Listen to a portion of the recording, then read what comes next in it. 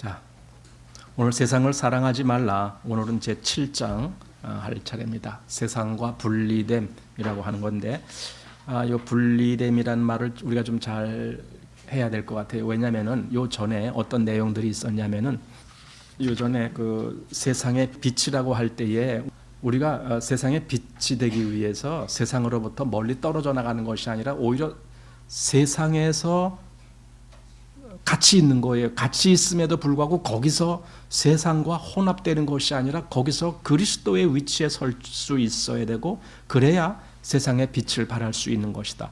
그런데 지금 7장에 와서 세상과 분리됨이라고 하는 제목으로 지금 글이 시작되고 있습니다. 그래서 도대체 그럼 어느 장단에 맞추라는 소린가 이렇게 궁금해 하실 수도 있겠는데, 그냥 이렇게 읽다 보면은 그래도 그 말씀이구나 하고 이렇게 우리가 이해될 수 있는 이제 그런 내용들이 있습니다.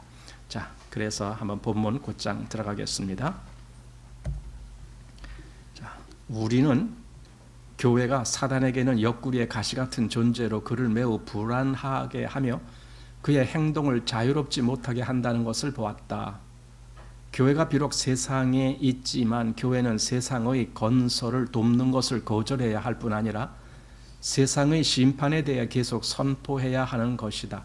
그러니까 교회의 역할을 제대로 하고 있으면은 그것은 사단의 옆구리에 가시 같은 존재 역할을 하는 거예요. 그러니까 사단은 교회가 뭔가를 하는 걸 아주 싫어할 수밖에 없는 거죠. 이제 그렇게 되는 거예요. 그렇게 해야 그게 정상적인 교회라는 거예요. 그래서 교회는 오히려 여기 세상의 건설이라고 되어 있는데, 세상의 건설을 돕는 것이 아니에요. 그러니까 여기 세상의 건설이라는 것이 사회적으로는 발전되고 이런 얘기가 아니라 세상화되는 것, 그걸 얘기하는 거예요. 세상이 세상화되는 것, 그런 것에 대해서는 우리가 거절을 해야 된다 그런 거예요. 왜냐하면 교회가 거기에 같이 그 일을 할 수가 없죠. 당연히 교회는 그 일을, 그러니까 세상화되는 것에, 말하자면 어떤 면에서는 세속화되는 것, 그런 의미도 있겠죠. 그런 것에 대해서 교회는 거절해야 한다라는 것을 지금 여기서 말씀합니다. 만일 이것이 사실이고 교회가 계속 세상을 경록해 하는 근원이 된다면, 자, 이겁니다. 여기 말이 약간 좀 번역상에 약간 좀 그렇습니다. 그래서 제가 다시 한번 잘 들어보세요. 어떻게 번역해야 옳은지. 원래 원어 그 영문 버전을 보니까 이렇게 돼요. 만일 교회가 세상을 경록해 하는 근원이 된 것이 사실이면, 이렇게 해야 맞아요. 그러니까 만일 이것이 사실이고 이렇게 하는 것보다는 만일 교회가 세상을 경록해 하는 근원이 되는 것이 그게 사실이라면 그렇게 되는 거예요. 그렇다면은 세상도 마찬가지로 교회를 괴롭히는 근원이 될 것이다. 이렇게 해야 서로 대조가 되는 겁니다. 교회가 교회 역할을 하면은 당연히 사단이 그 힘을 표시하는 데가 세상이거든요. 그래서 세상도 교회를 향해서 가시 역할을 하는 거예요. 그것이 당연하다라는 겁니다. 세상도 계속 발전하기 때문에 하나님의 백성을 괴롭히는 능력도 확대되는데, 사실상 교회가 오늘날 필히 직면해야 하는 세상의 세력은 초대교회 당시에는 만나볼 수 없었던 것이다. 그러니까 오늘날 세상이 교회에 어떻게 하는 것은 초대교회 때 어떻게 하는 것과는 다른 양상을 띠고 있다. 근데 사실상 오늘날이 더 심각한 거예요. 초대교회보다. 우리는 초대교회 때 교회가 얼마나 큰 핍박을 받았을까 이런 것만 생각하는데, 오히려 지금은요, 사단의 모든 괴계가 더 교묘해졌기 때문에 지금이 더 힘든 거예요. 믿음의 사람들에게는. 자, 요 밑에 그때 하나님의 자녀들이 당한 것은 공개적인 핍박으로 밖의 몸에 대한 공격이었다.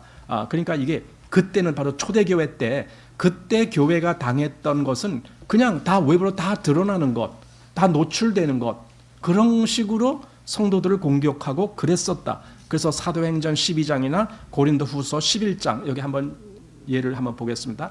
사도행전 12장에 어떤 내용들, 이런 거 지금 그때에 헤롯 왕이 손을 들어 교회 중 몇 사람을 해하려 하여 요한의 형제 야고보를 칼로 죽이니 유대인들이 이 일을 기뻐하는 것을 보고 베드로를 잡으려 할세, 때는 무교절일이라 잡음에 옥에 가두어 군사 내식인 내패에 맡겨 지키고 유월절 후에 백성 앞에 끌어내고자 하더라. 보세요. 교회를 엄청 핍박하는 거죠. 하지만 이 핍박은 다 겉으로 드러난 핍박이라는 거예요. 은밀한 게 아니라 오히려 겉으로 다 드러난 거예요. 그러니까 지금 저렇게 하고 있어. 사단이 저렇게 하고 있어. 이걸 다 알 수 있게 그렇게 한다는 거예요. 또 고린도후서 11장에도 11장 23절에서 26절 여기는 사도 바울의 그 경험을 얘기하는 건데, 저희가 그리스도인의 일꾼이냐 정신없는 말을 하거니와 나도 더욱 그러하도다. 내가 수고를 넘치도록 하고 옥에 갇히기도 더 많이 하고 매도 수없이 맞고 여러 번 죽을 뻔하였으니 유대인들에게 40에 하나 감한 매를 5번 맞았으며 3번 태장으로 맞고 1번 돌로 맞고 3번 파손하였는데 일주야를 기품에서 지냈으며 여러 번 여행에 강의 위험과 강도의 위험과 동족의 위험과 이방인의 위험과 시내의 위험과 광야의 위험과 바다의 위험과 거짓 형제 중의 위험을 당하고, 보세요. 그러니까 이렇게 뚜렷하게 드러나는 그러한 핍박을 가했을 때 그게 바로 초대교회 때 그랬다는 거예요. 그런데 지금은 그렇게 하지 않는다는 거예요. 더 교묘하게 눈에 안 띄게 이제 그렇게 하는 것을 우리가 알아야 된다라는 겁니다. 자, 그래서 여기 사도행전 12장과 고린도후서 11장 나왔습니다. 그들에게는 항상 물질과 만질 수 있는 사물과의 충돌이 있었다. 그러니까 외형적으로 물질적인 또는 실제로 가시적인 그런 핍박이었다. 자, 그러나 오늘날 하나님의 자녀가 세상에서 만나게 되는 주요한 어려움은 더욱 간사하며 물질적인 삶을 배후에 있는 만질 수 없는 세력이다. 그러니까 사실상 더 경계해야 될 때가 바로 지금이라는 거예요. 초대교회 때에는 그렇게 은밀하게 사단이 공격하지 않았기 때문에 누구든지 그 공격의 포로가 되지 아니하려면, 즉 그 사단이 노리는 거기에 잡혀 들어가지 아니할 마음만 있다라면 얼마든지 그렇게 할 수가 있었는데, 지금은 사단의 공격이 아주 교묘해지고 은밀하기 때문에 정신 차리지 않으면 거기다 빠져들어간다. 이제 그런 말이 되겠죠. 자, 그것은 거룩한 것이 아니라 영적으로 사악한 것이다. 오늘날 그 영적인 세력의 영향력은 처음보다 매우 클 뿐만 아니라 예전에는 없던 다른 요소까지 포함하고 있다. 그러니까 오늘날은 그 영적인 세력의 영향력이 오히려 초대교회 때보다 더 커졌어요. 더 커지고 또 예전에 없던, 그 초대교회 때는 없던 그런 다른 요소까지 더 포함했기 때문에 지금 사단의 공격은 매우 다양하고 또 매우 은밀하고 또 매우 강한 그런 공격을 하고 있다라는 겁니다. 근데 우리는 그걸 못 느꼈잖아요. 초대교회 때는 사단이 엄청 공격했다. 그걸 성경 보면서 우리가 알아요. 근데 지금은 사단의 공격이 별로 없네. 이렇게만 생각하고 있잖아요. 여러분, 제가 아까 오전에도 그 말씀 드렸는데 왜 교회가 지금 그렇게 뭔가 다시 종교 개혁이 일어나야 될 정도로 왜 그렇게 자꾸만 지금 복음에 변질된 곳으로 갑니까? 그 이유가 뭡니까? 그게 사단의 공격이라는 거예요. 그냥 저절로 그렇게 된 게 아니에요. 사람의 마음을 사단도 움직이게 하는 거예요. 그래서 헛된 것에 마음을 두게 하는 것이고 그 변질된 복음으로 만족하게 만드는 거예요. 그러나 하나님이 진짜 어떤 사람을 인도하려면은 그 거짓된 복음 거기에 만족하는 것이 아니라 진짜 복음을 찾게 만드시죠. 그게 하나님의 역사죠. 그러나 지금 사단은 거짓된 것을 만족하고 그것으로 그냥 끝하게 만드는 거죠. 자, 계시록 9장이 뭐가 나오냐면 5째와 6째 천사의 나팔이 나오는 그 부분이 9장입니다. 자, 계시록 9장에서 우리는 일종의 발전을 보게 되는데 이는 저자의 입장에서 본다면 먼 미래를 가리키는 것이다. 그러니까 거기서 보면 어떤 사건 이런 것들이 자꾸만 이렇게 전개되는 걸 그걸 여기서 발전이라고 말했는데 그렇게 점점 더 또 다른 사건으로 전개되는데 이 저자 즉 사도 요한의 입장에서 볼 때 그건 먼 미래에 대한 내용이었다라는 겁니다. 자, 그러면서 이제 이 내용 1절에서 4절 보면 이렇게 되어 있습니다. 5째 천사가 나팔을 불매 내가 보니 하늘에서 땅에 떨어진 별 하나가 있는데 저가 무저갱의 열쇠를 받았더라. 저가 무저갱을 여니 그 구멍에서 큰 풀무의 연기 같은 연기가 올라오매 해와 공기가 그 구멍의 연기로 인하여 어두워지며 또 황충이 연기 가운데로부터 땅 위에 나오매 저희가 땅에 있는 전갈의 권세와 같은 권세를 받았더라. 저희에게 이르시되 땅의 풀이나 푸른 것이나 각종 수목은 해하지 말고 오직 이마에 하나님의 인맞지 아니한 사람들만 해하라 하시더라. 자, 요 내용이 있어요. 요거 이제 다섯째 천사 나팔 불 때, 그리고 이제 그 뒤에 보면 또 여섯째 천사 또 있습니다. 자, 그러면서 뭐라고 하는가 한번 봅시다. 이것은 상징적인 표현인데, 이거 워치만 리도 요한계시록이 상징적으로 해석해야 된다라는 걸 이미 알고 있었어요. 우리가 요즘 요한계시록을 보면서 그것의 상징성을 잘 알아야 된다라고 우리가 늘 이렇게 말씀 나누는 거 아닙니까?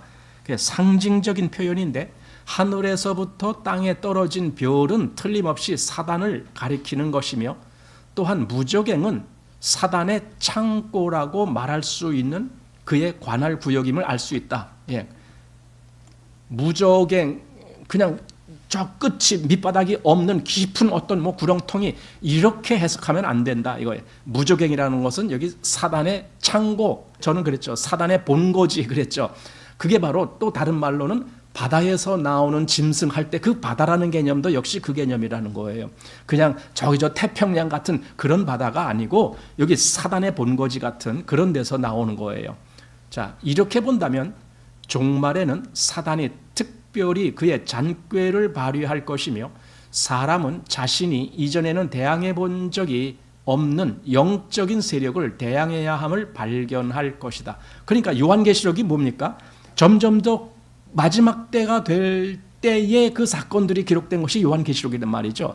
근데 요한계시록에 보니까 그 마지막 때가 될수록 오히려 사단의 세력이 더 설치는 거예요. 그걸 지금 말씀한 거예요. 그렇다면은 이 마지막 시대에 살고 있는 이 성도들, 교회는 이때 더 정신 차려야 된다. 지금 그 말을 하고자 하는 거예요. 자, 그래서 이것은 참으로 오늘날 우리의 상황과 부합된다. 정말 우리의 상황이 그것에 맞는가? 이 마지막 여기 종말에는 이 마지막 때를 얘기한 거죠. 종말에는 사단이 특별히 그의 잔꾀를 발휘하며 사람은 자신이 이전에는 대항해 본 적이 없는 영적인 세력을 대항해야 함을 그걸 대항해야 할 정도로 지금 그렇게 사단이 접근한다. 그걸 발견하게 될 것이다 했을 때 그 상황이 오늘날 우리 상황과 부합된다. 근데 어떤 분들은 아닌데 오늘날 그런 상황 없는데 이렇게 생각되지 않습니까? 그러면 현 상황을 모르고 있는 거예요. 지금 상황이 얼마나 교묘한지. 아니 사단이 얼마나 교묘한지 교회까지도 미혹시키고 있잖아요. 교회까지도 타락하게 만들잖아요. 초대교회 때는 적어도 그 정도는 아닌 것 같아요. 그런데 지금은 교회가 통째로 넘어가잖아요. 왜냐하면 교회가 생명이 없으면 통째로 넘어간 거죠. 교회가 구원이 없으면 통째로 넘어간 거죠. 그런 상황이 현 시대다. 자, 확실히 이 세대의 마지막 때에는 죄와 폭력이 이전보다 더 심할 것이다. 예, 그런 외적으로 폭력이 심해지는 거 뭐 그것도 당연히 인정을 한다는 거예요. 그러나 그것이 다가 아니다 이거죠. 그러나 하나님의 말씀은 아주 분명한데 그때가 되어 교회가 특별히 씨름해야 할 것들은 이러한 것들이 아니라 즉 외형적인 것들이 아니라 일상 사물 가운데의 영적인 세력이다. 그러니까 우리에게 뭐 폭력적으로 다가오고 무섭게 다가오고 그런 게 아니라 전혀 무섭지도 않고 폭력도 아니고 그냥 우리 일상생활 뭐 당연히 우리가 뭐 그냥 뭐 친구 만나듯이 뭐 이렇게 하는 그런 생활 속인데 거기에 사단이 개입하는 거예요. 심지어는 가족 간에도 그렇겠죠. 가족 식구 간에도 사단이 얼마든지 개입해서 성도들을 뭔가 넘어뜨리려고 하는 그런 일이 있겠죠. 예. 자, 계속 보겠습니다. 이제 성경 구절입니다. 누가복음에 나온 말씀을 여기서 인용했습니다. 노아의 때에 된 것과 같이 인자의 때에도 그러하리라. 노아가 방주에 들어가던 날까지 사람들이 먹고 마시고 장가 들고 시집가더니 홍수가 나서 저희를 다 멸하였으며 또 롯의 때와 같으리니 사람들이 먹고 마시고 사고 팔고 심고 집을 짓더니 롯이 소돔에서 나가던 날에 하늘로서 불과 유황이 비오듯 하여 저희를 멸하였느니라. 예, 누가복음 17장 26에서 29절이죠. 자, 여기 예수께서 여기에서 강조하시는 것은 먹고 마시며 장가들고 시집가며 장사하고 농사짓고 집을 짓는 것이 롯과 노아의 때의 현저한 특징이었다는 것이 아니라 이러한 것들이 특별히 마지막 때의 특징이 될 것이라는 것이다. 그러니까 물론 노아의 때도 사람들이 그랬고 롯의 때에도 사람들이 그랬죠. 하지만 예수님이 말씀한 것은 그래 노아의 때에 그랬다. 또 롯의 때에 그랬다. 그 말 하자고 여기서 예수님이 이 말씀한 건 아니거든요. 예수님이 그렇게 노아와 롯의 때에 그랬다는 것을 말씀하면서 뭘 얘기하자는 거냐? 지금이 바로 그 시간이다. 지금이 그러고 있다. 이렇게 말한 것인데 예수님 시대 때도 당연히 그랬거니와 지금 예수님 시대보다 한참 또 시간이 흘렀잖아요. 근데 지금은 어떤 이야기야? 지금은 더 그런 거예요. 더. 노아의 때와 롯의 때가 된 것처럼 그렇게 된 겁니다. 자, 그래서 여기 30절에 인자의 나타나는 날에도 이러하리라. 이렇게. 그것이 이 마지막 때에 바로 그렇게 될 것이다 라는 뜻입니다. 바로 이것이 요점이다. 왜냐하면 이러한 일들 자체는 죄가 아니라 단지 세상의 일일 뿐이다. 그러니까 아까 먹고 마시고 시집가고 장가들고 그 자체는 죄가 아닌 거죠. 당연히 그건 그냥 세상의 일이죠. 그러니까 세상의 일일 뿐이다. 그랬습니다. 당신이 지나온 세월 가운데 오늘날과 같이 이렇게 평안하며 좋은 생활을 해본 적이 있는가?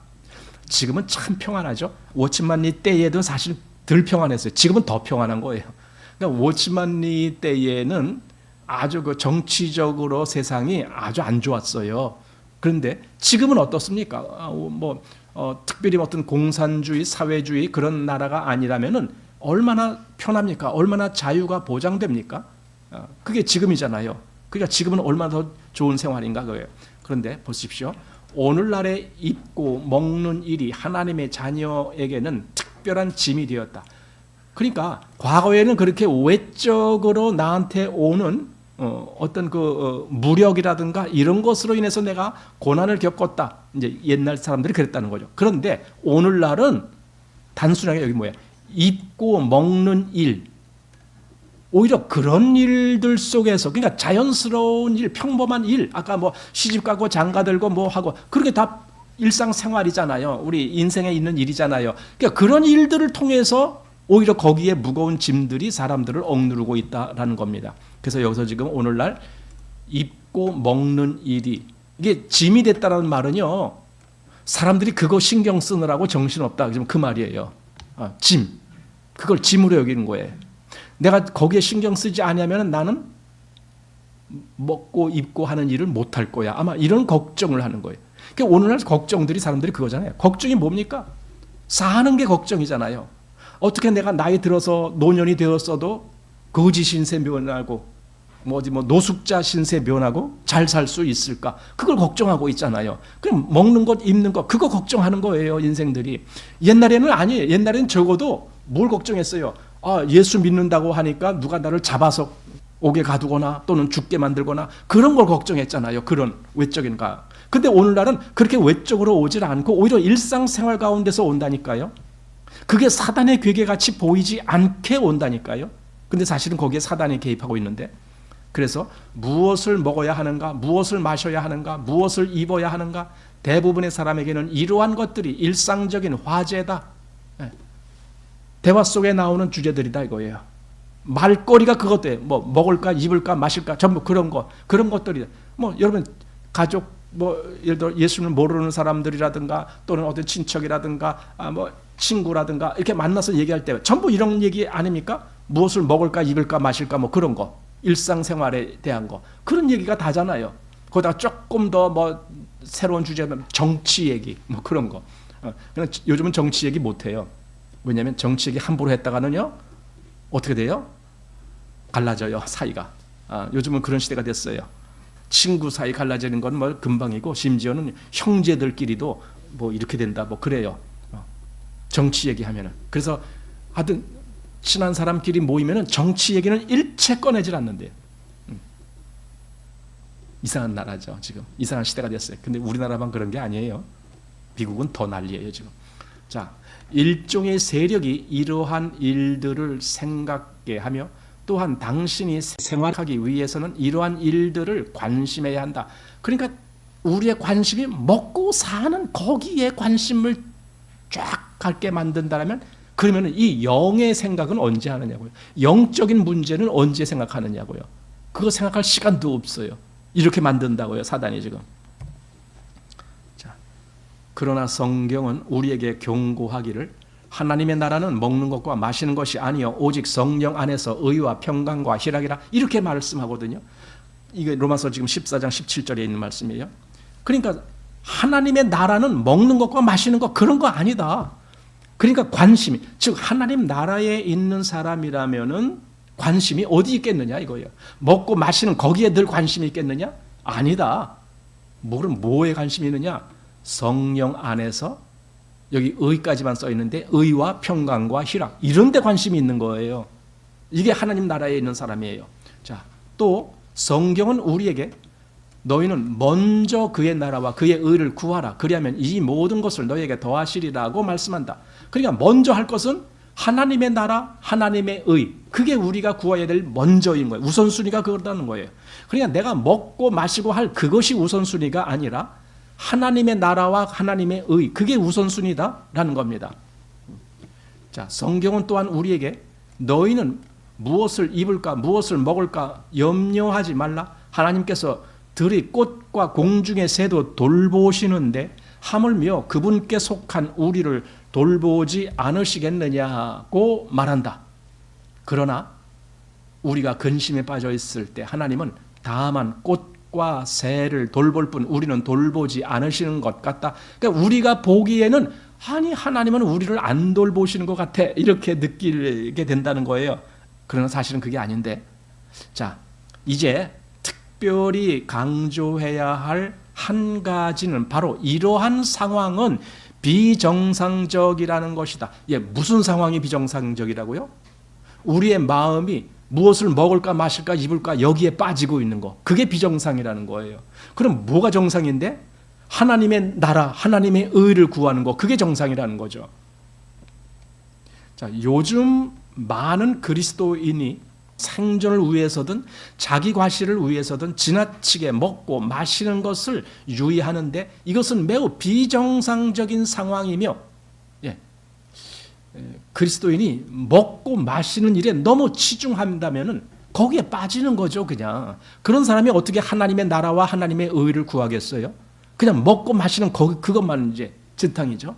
자, 또한 그 배후에는 초자연적인 면의 의미가 있다. 왜냐하면 우리가 여기에 직면한 것은 먹고 마시는 문제만이 아니라 귀신을 직면한 것이기 때문이다.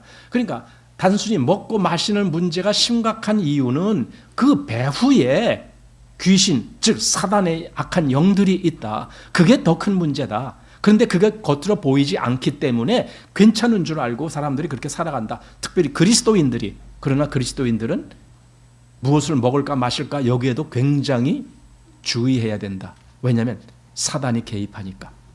자, 사단은 세상의 체계를 구성하고 통제하며 또한 세상의 일들을 통해 귀신의 권세를 이용하여 우리를 그 안으로 끌어들이려고 잘 준비해 놓았다. 오늘날 많은 일의 현상을 이러한 관점에서 보지 않는다면 설명할 방법이 없다. 아, 하나님의 자녀들이 이러한 사실을 깨닫기를. 예.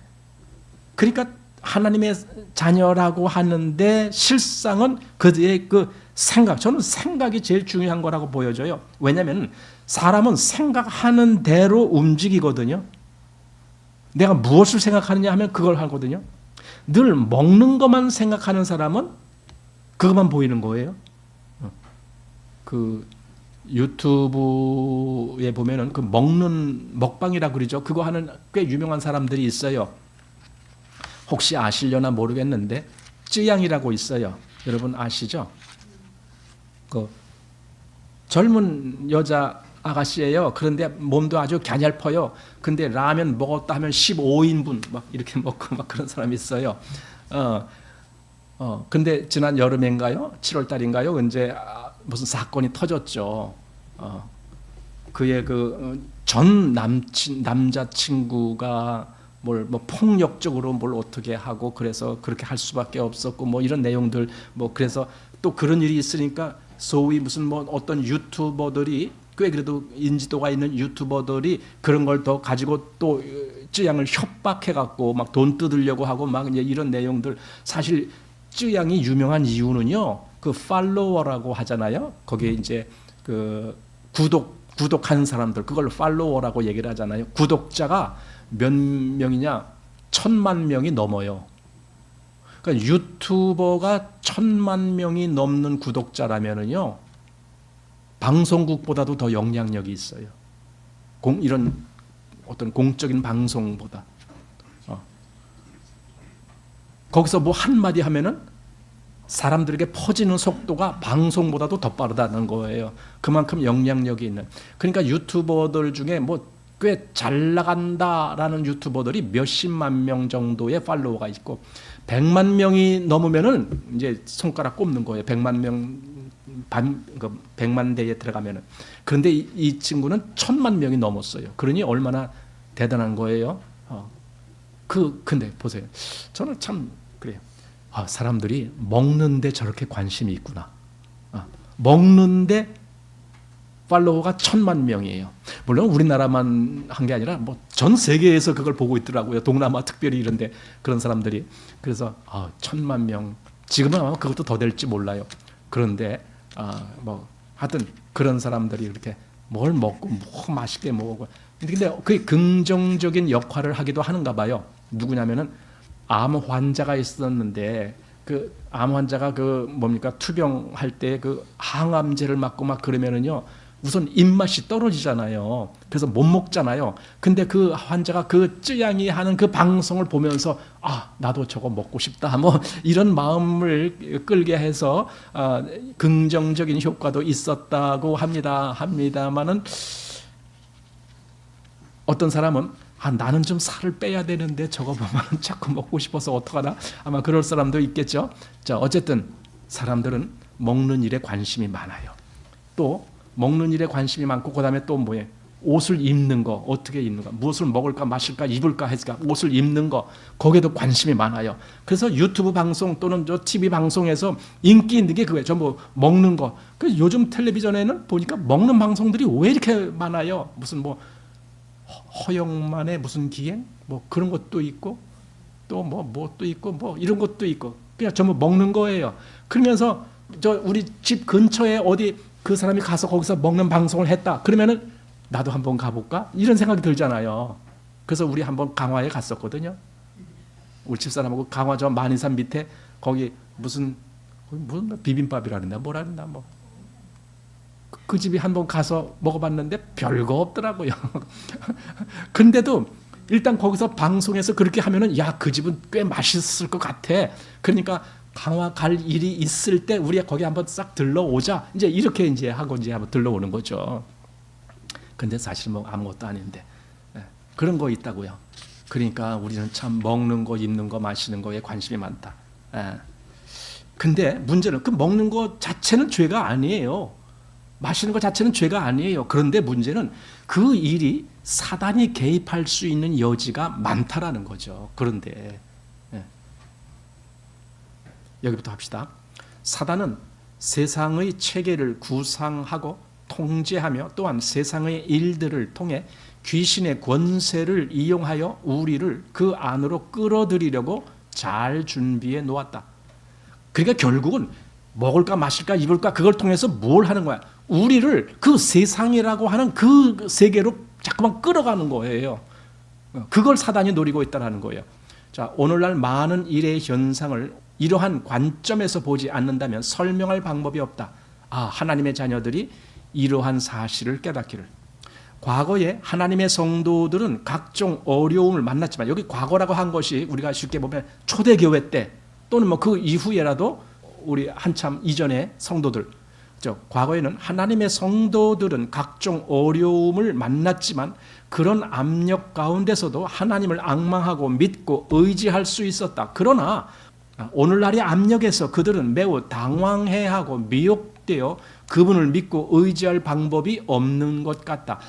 그러니까 아까 뭐 초대교회니 그때 이 외적인 어떤 압력이 들어오고 어떤 외압이 들어와서 내가 위험하고 할 때는 그때는 정말 하나님을 의지해야겠다라는 마음이 더 간절히 일어나겠다. 아까 사도 바울의 경우도 그랬고 사도 바울이 고린도 후서에서 말씀하고 있는 것이 뭡니까? 자기가 얼마나 큰 어려움을 당하고 뭐 40에 하나 감한매를 맞았고 몇 번 맞았고 태장을 맞았고 어떻게 갖고 그러면서 결국은 어디로 가요?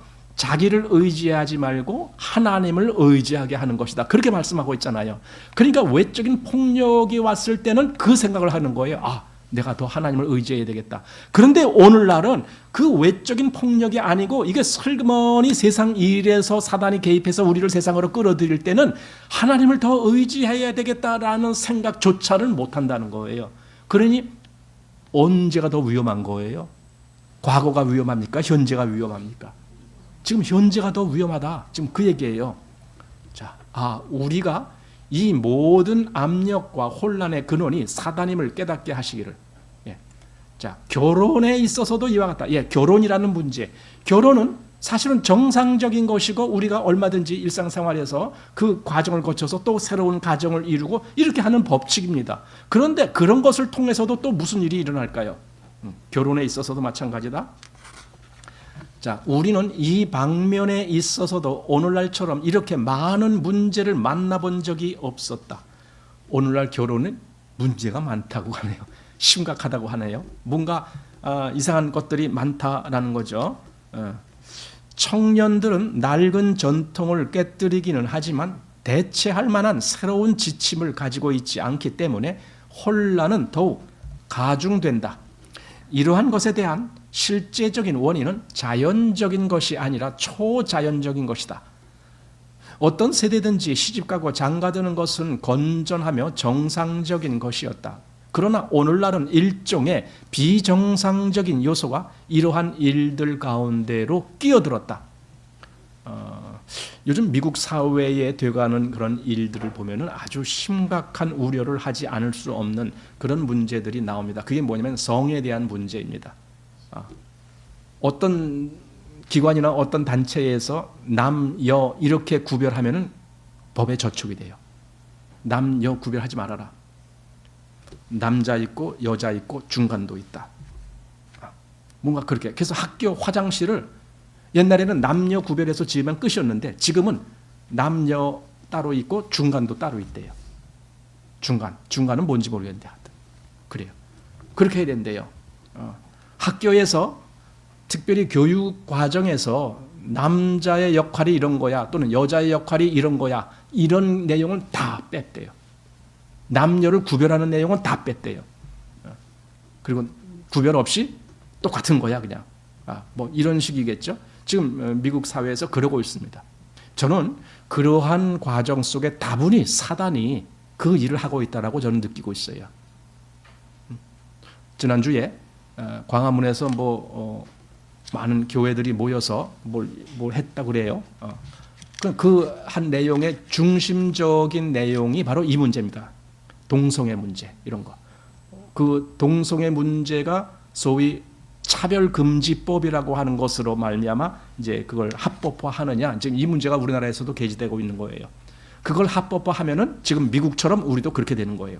학교 교육에서 일체 남녀 역할을 구별하는 것을 다 배제하고 남녀가 아주 혼용되고 얼마든지 그 성에 관해서는 나는 내가 원래 해보니까 내가 여자인 것 같아. 지금 몸은 남자로 태어났는데 내 성격에는 여자가 맞아.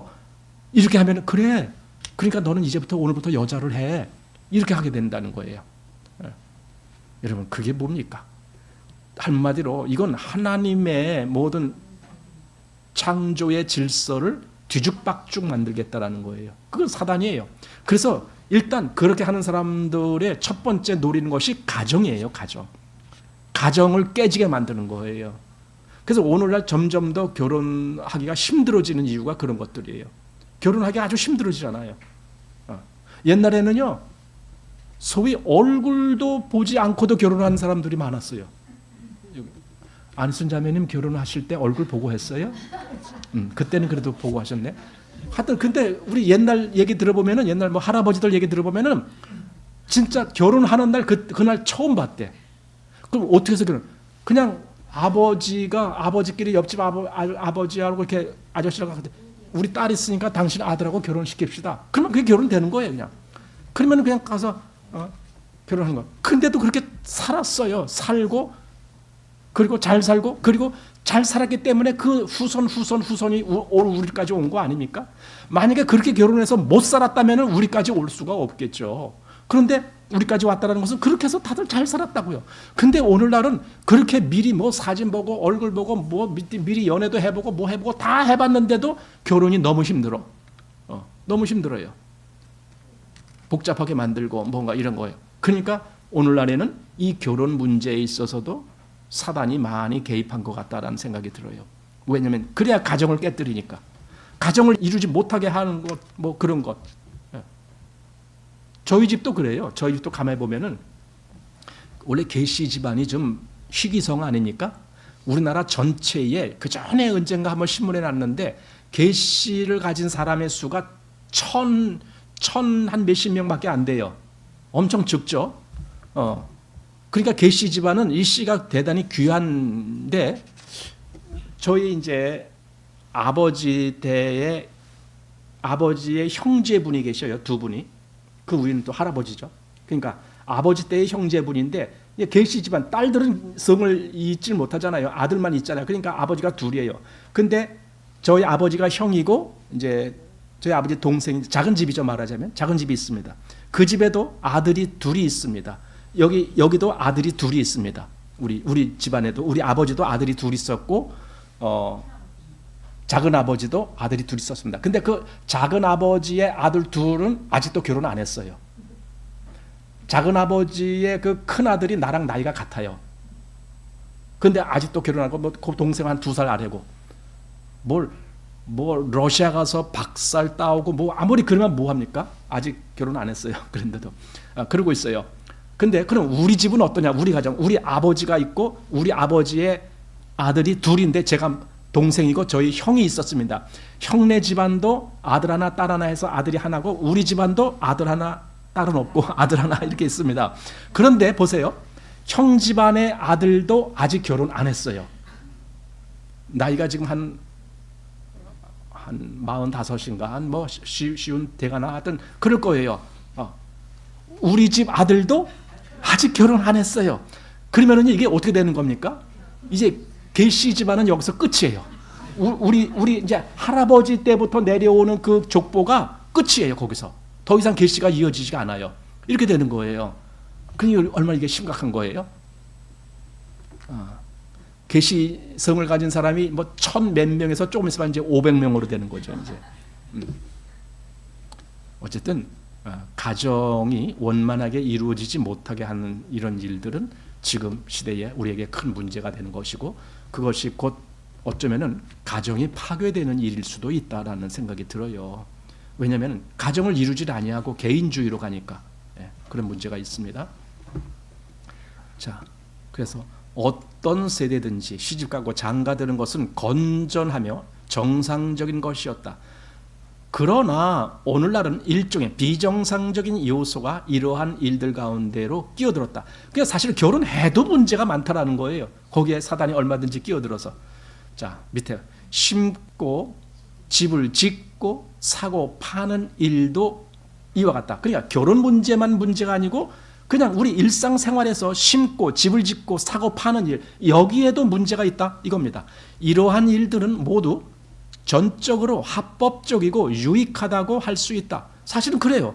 아니 뭘 심어 나무를 심고 뭘 심고 또는 집을 짓고 또 사고 팔고 장사하고 이런 거 다 건전한 일이죠. 합법적인 일이죠. 유익한 일이죠. 그런데요. 그런 일을 통해서 사단이 뭔 일을 하느냐? 우리를 세상으로 끌고 가는 일을 하는 거예요.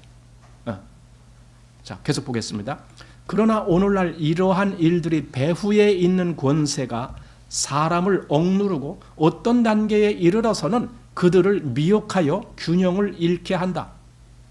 오늘날 악한 자가 세상 체계를 충동질하여 만든 상황은 두 가지 극단으로 나타난다. 그 한 극단은 사람이 근본적으로 생계를 유지할 수 없게 하는 것이요. 다른 한 극단은 사람이 일확천금을 얻을 수 있는 특별한 기회를 주는 것이다. 그러니까 한마디로 먹고 사는 문제에 있어서 이렇게 두 극단으로 나온다. 그 사람들이 살아가는 게 제일 걱정되는 게 그거예요. 생계 유지하는 거. 그러니까 노후 대책이 뭡니까? 오늘날 그런 얘기 많이 하는데 노후 대책, 생계 유지하는 거예요. 내가 늙어서도 내가 어떤 직장 이런 생활 못해도 내가 먹고 살 수는 있어야 되지 않느냐? 그거죠. 생계 대책. 그러니까 어떤 사람은 이 생계 자체가 위협적인, 그래서 유지할 수가 없게 하는 이런 위험이 있을 수도 있고, 다른 하나는 일확천금을 얻을 수 있는 뭐 이런 기회, 그리고 그래서 실제로 그렇게 돼갖고 어떤 사람은 돈이 넘쳐나는 사람들도 세상에 있을 거예요. 예. 평생 써도 다 못 쓰는 그런 돈을 소유한 사람 있을 거예요.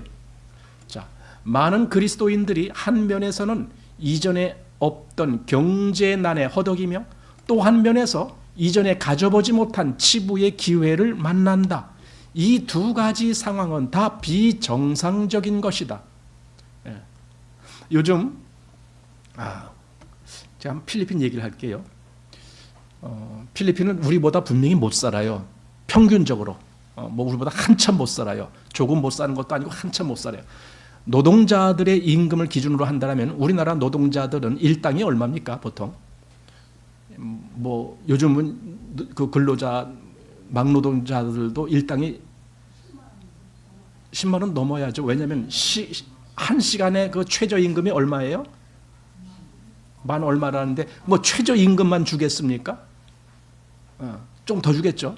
그러니까 뭐 한 15만 원 뭐 이렇게 될 수도 있고 뭐 그러겠죠. 이틀만 일하면은 한 30만 원, 뭐 10만 원만 잡아도 사흘만 일하면 30만 원입니다. 노동자들이. 근데 필리핀에서는요, 한 달 노동자들 일해야 30만 원이에요. 한 달 일해야. 평균 임금이 30만 원이다. 그거예요. 그러니까 임금 수준은 우리나라보다 훨씬 낮아요. 그러면 우리가 생각하기에 필리핀 사람들 참 못 산다. 힘들겠다. 이렇게 여겨지잖아요. 힘들겠다. 여러분, 정말 그 사람들이 힘들어 할까요? 저는 그게 놀란 거예요. 그 사람들은요, 당장 내일 먹을 거가 없어도요, 오늘을 즐겁게 살아요. 웃음이 많아요. 그래서 그 청소년들, 그 아이들, 거기는 아이들이 아주 많아요. 걔들이 늘상 웃어. 늘상 웃어. 얼굴이 늘상 밝아. 우리나라 아이들 보면은 우리나라 아이들은 아주 심각하다. 뭔 짐이 그렇게 많은지 무거운 짐을 지고 있는 것처럼 우리나라 아이들은 그렇게 살아요. 필리핀 아이들은 당장 먹을 거 입을 것도 아주 없어서 맨발로 다녀요. 신발이 없어서. 근데 맨발로 다니면서도 그들은 깔깔깔깔 웃고 아주 그냥 신나고 그래요. 하나님이 이렇게 살게도 만드시는구나. 그러니까 우리가 행복하고 기쁘게 사는 것은요, 물질의 풍성이 아닌 걸 알게 돼요. 물질의 풍족, 그게 행복이 아닌 거예요. 그건 마음의 문제예요. 마음이 그것으로 만족하느냐? 그럼 그 사람이 행복해요. 그런데 마음이 많이 가졌어도 만족이 안 되면 그건 불행한 거예요. 그런데 우리나라 사람들은 전자입니까? 후자입니까? 이렇게 많은 뭘 가졌는데도 불구하고 마음들은 다 불만이 많어. 불만이 많어. 그러니까 늘상 겉으로는 웃음이 안 나오고 짜증만 나오는 거죠. 그런데 필리핀은 가진 게 없는데도 그 사람들은 그렇게 잘 웃어요. 아마 내년에 한번 여러분들 필리핀 한번 몇 번 더 가보셔야. 거기 가면은 거기 이제 외부에서 이렇게 오시는 분들은 이제 물론 본부 그 바탕카스라고 하는 거기 이제 본부 교회인데 거기서 있고 그 지교회들이 이렇게 여러 있습니다. 그 지교회들을 이제 하루하루씩 이렇게 방문하는 그런 일정도 있습니다. 가서 보면은 정말 그들은 옷이 뭐예요? 아니 신발도 제대로 없는데 옷이나 제대로 입겠어요? 그리고 살아요. 그리고 살아요. 그런데도요, 얼마나 재밌게 사는지 몰라요. 아주 재밌어요. 그들은 사는 게. 하나님은 이렇게 물질이 없어도 살아가는 방법을 다 그들에게 주셨구나. 그런 생각을 하게 돼요. 그 전에 어떤 조사를 했다 그러잖아요. 행복도 조사. 그런가요? 행복도 조사를 했나? 뭐라고 해요? 그걸 보고? 행복 기준? 행복지수, 예, 행복지수 조사. 근데 우리나라는 유감스럽게도 제일 꼬라비 중에 아마 들어가 있을 거예요. 불만이 제일 많은 나라 중에 하나가 우리나라일 겁니다. 근데 우리나라보다 훨씬 못 산다고 생각한 그 나라들이 더 행복하대. 그게 실제적으로 나왔어요. 어느 나라? 방글라데시.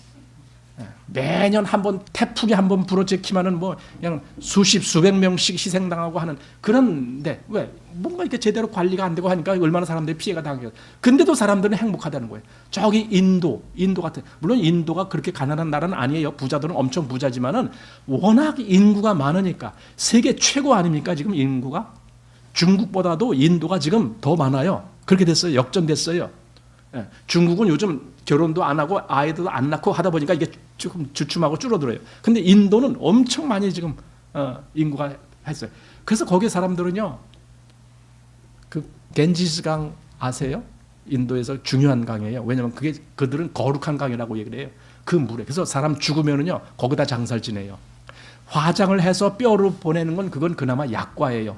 근데 어떤 사람은 화장시킬 돈이 없어. 그러면은 그냥 이렇게 무슨 가마 이렇게 들것 같은 데다 거기다 실어갖고 그냥 거기다 떠내려 보내 이렇게. 그러면 그 가라앉아. 그러면 뭐 물고기 밥이 돼 그냥. 그래서 그 겐지스강 밑에 가면은요 사람들 해골들이 그냥 엄청 많대요. 그런데 사람들은 그게 또 거룩한 물이라고 거기 가서 머리 감고 목욕하고 다 해요. 참 희한한 나라죠.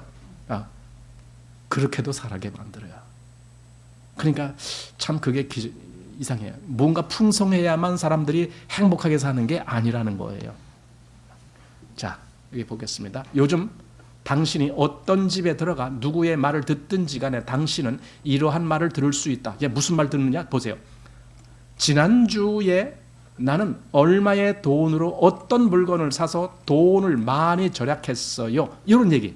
또 내가 1년 전에 샀기에 망정이지 그렇지 않았으면 큰 손실을 볼 뻔했어요. 당신이 이것을 팔려면 시세가 좋을 때 지금 빨리 파세요. 그래야 돈 벌어요. 당신은 사람들이 동분서주하며 열광적으로 장사하는 것을 보지 않았는가? 그러니까 말의 그 주제거리가 전부 돈에 있다라는 거예요. 여러분 솔직히 어떤 여러분의 친척이나 또는 떨어져 있는 가족이라든가 이렇게 만났을 때 얘기가 뭐예요? 돈 얘기 아니면 정치 얘기. 그거 둘 중 하나예요. 돈 얘기 아니면 정치 얘기. 그게 다예요. 영혼의 얘기는 없어요. 하나님 얘기도 없어요. 믿음의 얘기도 없어요. 돈 얘기? 그러니까 돈 얘기라는 게 뭐냐? 어떻게 하면 하는 일 잘할 수 있느냐? 어떻게 하면 사업 잘 되느냐? 그거예요. 애들 보고 너 열심히 공부해. 그래야 이 다음에 돈 잘 벌어. 이거예요. 그러니까 전부 돈에다가 결부시켜요. 왜? 관심이 거기밖에 없으니까. 뭘 어떻게 해야 돈 잘 벌고 뭘 어떻게 해야 뭐 하고 그런 거. 돈. 저도 이제 시골에 가면은 저희 이제 그 누님이 김포 사시는데 저희 매형 둘째 누님이시거든요. 거기 가면은 저희 매형이 돈 얘기 잘하셔요. 어디 땅을 언제 어떻게 샀는데 그게 지금 몇 배로 올랐는데 그때 샀으니까 어떻게 지금 어떻게 하고 했는데 집 사는데 그거는 값이 안 올라서 좀 그랬고 이런 얘기 잘하시거든요. 관심이 돈에 있는 거예요. 지금 세상이 그래요. 관심이 전부 돈에 있어요. 자, 심지어는 맨 밑에 의사도 밀가루를 매점매석하고 이게 이제 중국에서 있었던 일이죠. 실제로 의사들도 밀가루를 매점매석하고 옷감 상인도 종이 파는데 이전에 이러한 종류의 일을 경험해보지 못한 사람들도 이러한 투기의 흐름 가운데 휩쓸리고 있다. 그러니까 이 사람 저 사람 다 어떻게 해서든지 돈을 버는 거예요. 그럼 미국 사회는 안 그렇습니까? 미국도요. 미국이 처음에 콜럼버스가 대륙을 발견해갖고 그다음에 그 영국에서 또는 유럽에서 사람들이 미국 대륙으로 갈 때 동부 지역으로 갔거든요. 그러니까 유럽에서 배를 타고 아메리카 대륙으로 가면은 착 만나는 데가 동부 지역이에요. 서부가 아니고 동부 지역을 만나서 동부가 먼저 발전을 한 거예요. 그러다 보니까 사람들한테 어떤 문제가 생겨요? 동부가 너무 사람들이 많아. 그냥 먹고 살려면 좀 넓은 땅도 필요하고 뭣도 필요한데 제일 관심 끄는 것이 뭐냐? 금광. 저 서부에 금이 나는 데가 발견됐어. 그러니까 너도 나도 가는 거야. 그냥 마차 타고 그냥 그 섬으로 그냥 몇 달씩, 그 땅이 좀 넓어요. 몇 달씩 해서 뭐 어떤 사람 몇 년 걸려서 서부 가는 거예요. 거기 가서 어떻게 해서든지 그 금덩어리 하나라도 캐면. 그럼 왜 금덩어리 하나를 캐야 된다는 마음이 왜 있어요? 관심이 어디 있는 거예요? 돈에 있는 거예요, 전부. 그래서 서부로 몰려드는 거예요. 노다지 캐려고. 노다지. 우리나라에 와서도 아마 그런 말을 했는가 보죠. 노다지가 no touch라면서요. no touch. 이거 만지지 마. 이거 내 거야. 그러니까 니들 만지지 마. no touch. 근데 그걸 우리나라 사람 발음을 잘 해갖고 아주 노다지 이렇게 했는데, 그게 사람들의 마음이죠. 그냥 미국 사회도 돈, 뭐 우리나라도 돈, 뭐 유럽도 돈, 전부 돈. 중국 가보세요.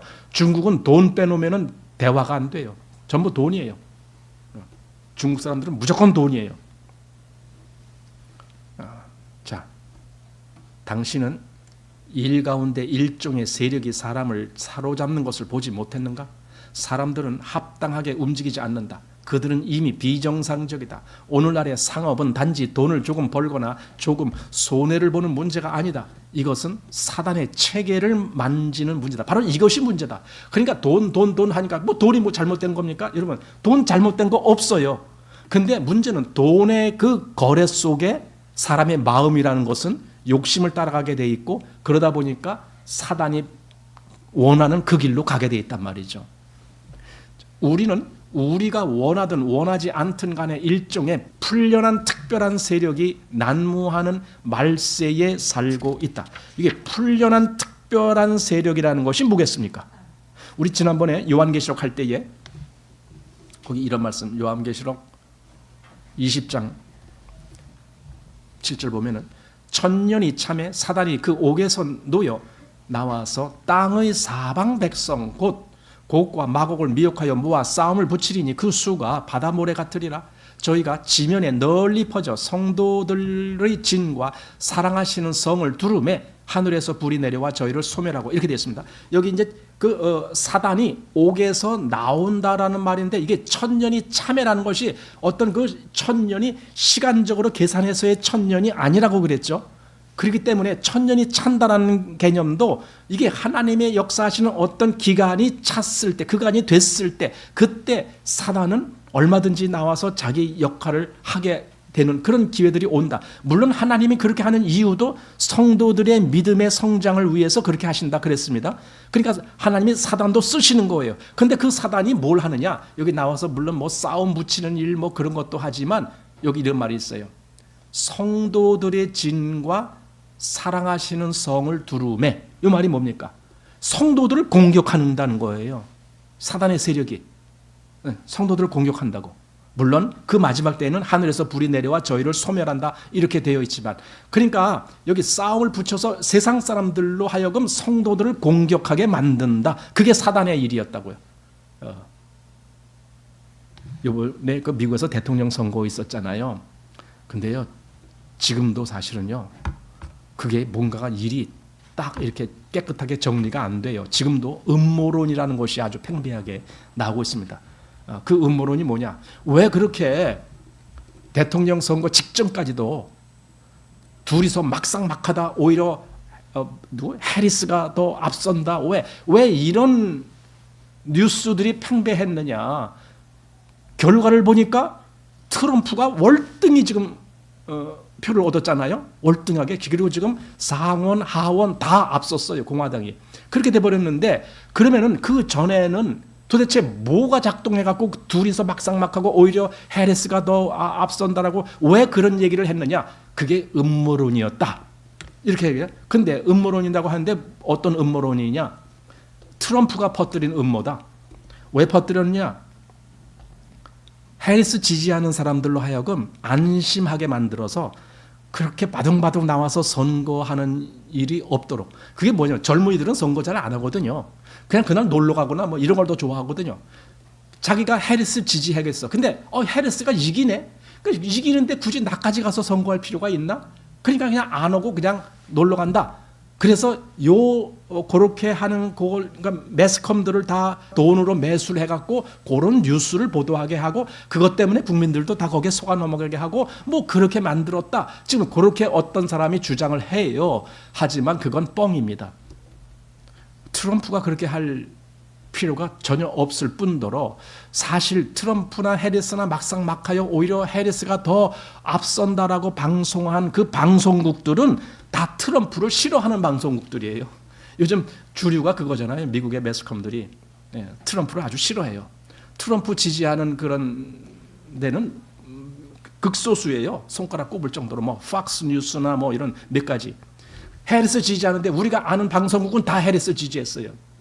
뭐 CNN, ABC, NBC 뭐 이런 데 뉴스 다 해리스 지지했어요. 근데 그 지지하는 사람들이 뭐하러 트럼프 좋으라고 그렇게 얘기를 합니까? 그게 아니라 오히려 그들이 해리스를 더 부추겨 갖고 해리스가 이겨 사람들은요 자기가 이기면 더 신나게 뭘 하고 그러잖아요. 그렇게 만들려고. 지는 사람은 찍기도 싫어해요. 사람들이 표를. 왜냐하면 찍어봤자 안 되니까.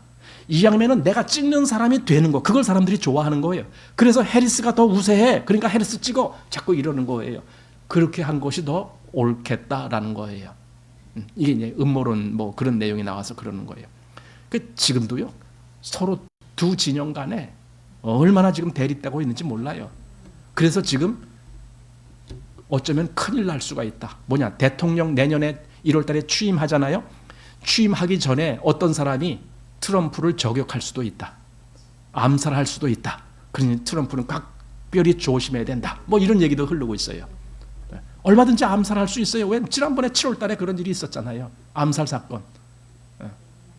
그것도 정말 뭐 이렇게 살짝 피가 날 정도로 총알이 지나가서 세상에 그런 법이 어딨어. 그러니까 얼마나 기가 막힌 거예요. 그래서 트럼프가 그때 이건 하나님이 날 살리신 거다. 그렇게 얘기를 했잖아요. 어쨌든 그런 시대에 미국 사회가 그러고 있어요 지금. 그래서 점점 더 그런 극단적인 양극단이 지금 벌어지고 있는 거예요. 그러니까 미국 사회가 어쩌면은 이렇게 패망의 길을 걸을 수 있는 그런 우려가 크죠. 물론 뭐 당분간 금방 그렇게 되는 건 아니겠지만 장기적인 안목으로 미국 사회가 분명히 뭔가 잘못된 길로 갈 수가 있다. 내부적인 어떤 갈등으로 인해서 그럴 수가 있겠다라는 그런 생각을 해요. 근데 그 미국의 사회를 그대로 지금 빼닮은 것이 대한민국이에요. 대한민국이 그러고 있어요. 둘이 이렇게. 저는 사단이 결국은 어느 나라건 다 뒤집는구나. 왜냐하면 여기 마지막 때에 사단은 그 결국은 자기가 하나님의 진노를 받을 수밖에 없다는 걸 알기 때문에 최후의 발악을 한다. 제가 언제 그렇게 말씀드렸잖아요. 최후의 발악을 하는구나.